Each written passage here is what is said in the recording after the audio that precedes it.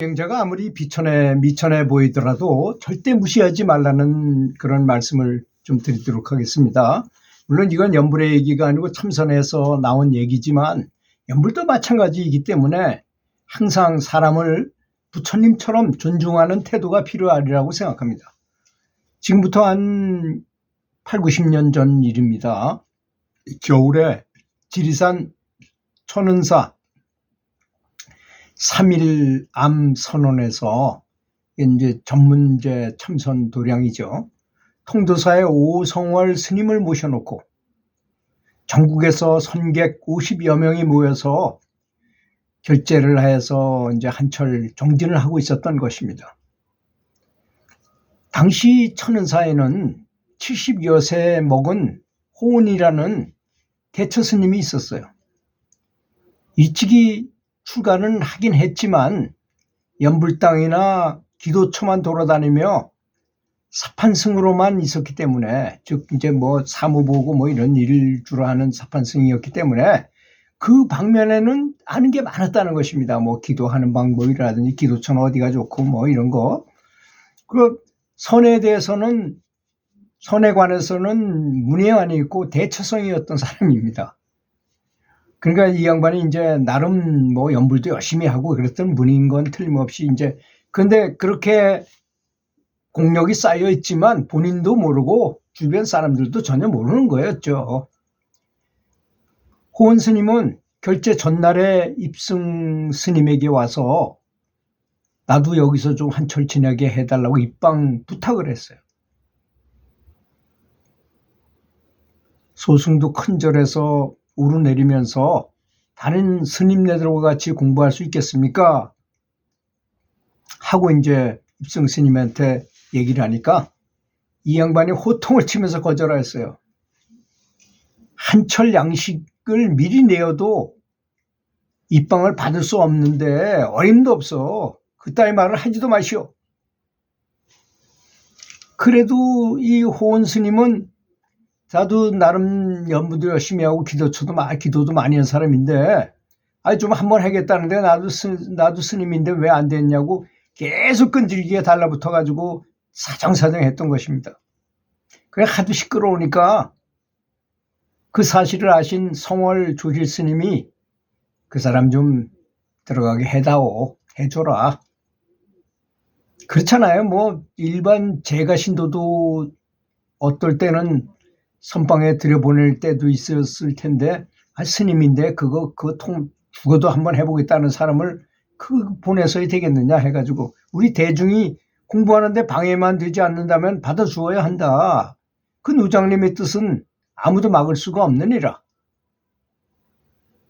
사실 제가 이 말씀을 드리는 이유 중에서 저하고도 관련이 있고 우리 연세 드신 우리 연불 행자님들에게 관련이 있기 때문에 말씀드리는 겁니다. 70이 넘어도 도를 깨우칠 수 있다는 말씀을 드리고자 하는 내용도 여기 굉장히 많이 깃들어 있어요. 입승 스님이 조실 스님의 뜻을 알고 온 스님에게 말했어요. 그럼 이왕 들어보내줄 테니까 이왕이면 아주 올라와서 스님들하고 같이 기숙하면서 공부하는 것이 좋지 않겠소? 근데 그 호은 스님의 대답이 아주 과관이었어요. 아니요, 저는 돈 빌려준 문서와 쌀 빌려준 문서를 지켜야 되고, 더구나 우리 마누라 궁동이를 떠날 수가 없어서, 그러니 그 당시 최예암 스님 및 대중 모두는 조실 스님을 모시고 한철 공부를 잘 성취하려고 했는데, 이 말을 듣고 나니 모두 신심이 뚝 떨어지고 말았던 것입니다. 그러나 조실 스님의 명령이니 대중의 불평도 어쩔 수 없었던 것입니다. 그래서 이제 결제가 시작되고 그 영감 호은 스님은 큰 절에서 오르내리면서 참선을 했는데, 본인은 시간을 잘 지키려고 애를 쓰는 것 같긴 같았으나 가끔 시간이 일정하지 않은 적도 있더라는 것입니다. 다른 사람들 전부 앉아서 참선할 때 살짝 들어오기도 하고 그러더라는 것입니다. 어떤 날은 한낮에 오기도 했고, 어떤 때는 추운 새벽에 수염에다 고드름을 주렁주렁 매달고 오기도 했다는 것입니다. 그는 대중들이 모여 앉아서 공부 이야기를 할 때도 깜깜절벽이어서 이래저래 대중들이 수군거렸어요.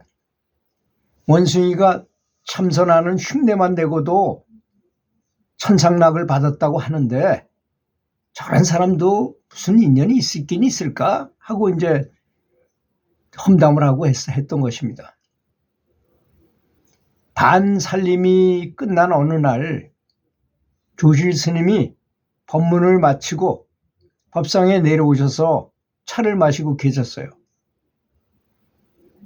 그때 최해암 스님이 6년 전 해월 스님 회상에서 들은 법문이 생각나서 성월조실님께 여쭤보게 되었어요. 그 내용은 이런 것이었습니다. 어떤 수자가 해월 스님에게 묻기를 소를 타고 소를 찾는다는 말이 있는데 그 도리는 어떤 도리입니까? 했더니 해월 스님은 그 수자를 보고 왜 그런 소리를 하고 다니느냐라고 말했는데 해암 스님이 성월 스님, 조실 스님에게 물은 것은 해월 스님이 그 젊은 수자에게 하신 말씀이 잘한 것입니까? 못한 것입니까? 하는 그런 물음을 물었던 것입니다.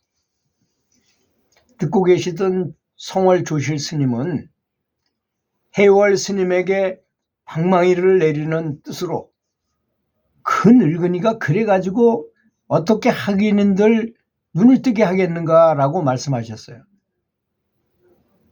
그러자 해암 스님이 그럼 조실 스님 같으시면 그때 무엇이라고 말씀하시겠습니까? 라고 물어봤어요.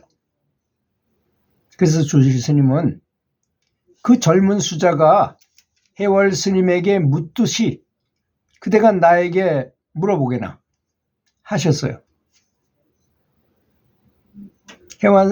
해암 스님은 가사장성을 수하고 큰 절을 3번 드린 뒤에 소를 타고 소를 찾는다는데 이것이 무슨 도리입니까? 하고 물어봤어요. 조실 스님은 그대가 소를 타고 소를 찾는다니 그 찾는 소는 그만두고 타고 있는 소나 이리 데려오너라 하셨어요.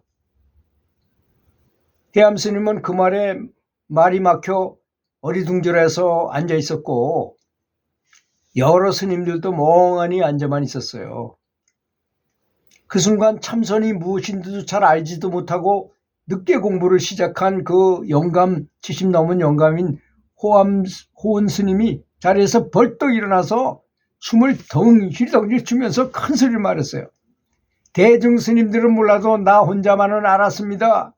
타고 있는 소를 잡아 대령하였으니 눈이 있거든 똑바로 보시오. 그때 대중들이 같이 웃으면서 말했어요. 어지럼병이 질랄병이 된다더니 저 노장님이 이제는 완전히 미치기까지 하는구나. 그러나 성월 조실 스님은 그러지들 말아라 하시고 호은 스님을 조실방으로 불러서 불주의 공안에 대해서 차근차근 물어보았어요. 그랬더니 하나도 막힘없이 모두 대답해서 조실 스님은 호은 스님에게 깨달았습니다 하고 인가를 했던 것입니다. 그리고 조실 스님이 대중들에게 법상을 차리게 하고 호은 스님을 높이 앉게 한 후 대중들에게 300회 하니 호은 스님은 툭 터진 목소리로 법당이 쭈렁쭈렁 울리도록 한 소리를 읊었습니다. 호련히 소 타고 소 찾는다는 말을 듣고 즉시 자기의 주인공을 깨달았네. 오고 가고 없는 것이 법성신이고 늘지도 줄지도 않은 것이 반야봉이라. 이런 호은 스님의 오도송을 쩌렁쩌렁하게 소리를 냈던 것입니다.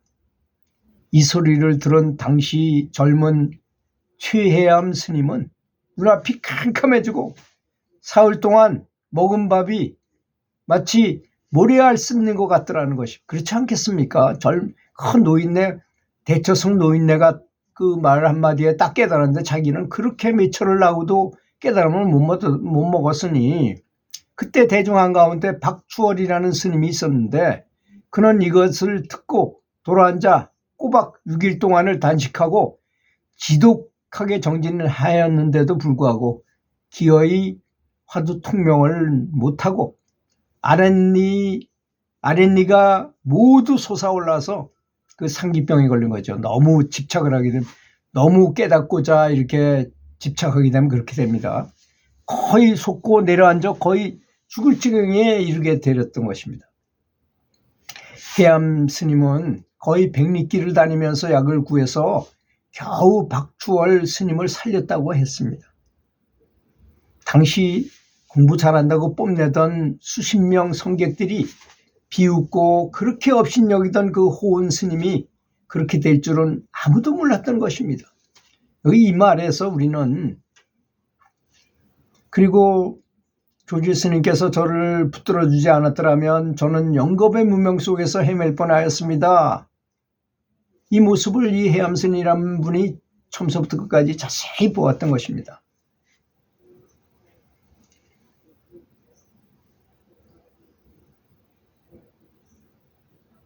그리고 그 호은 스님은 강원에서 불경 공부하던 몇 명의 제자들을 모두 불러내서 선원으로 보내서 참선 공부를 하게 하고, 떨어지기 싫어하던 마누라도 한 살림을 차려서 따로 살게 마련해 주었더니 해제하기도 전에 큰 사찰인 금강산 서광사의 조실 스님으로 가셨다는 것입니다.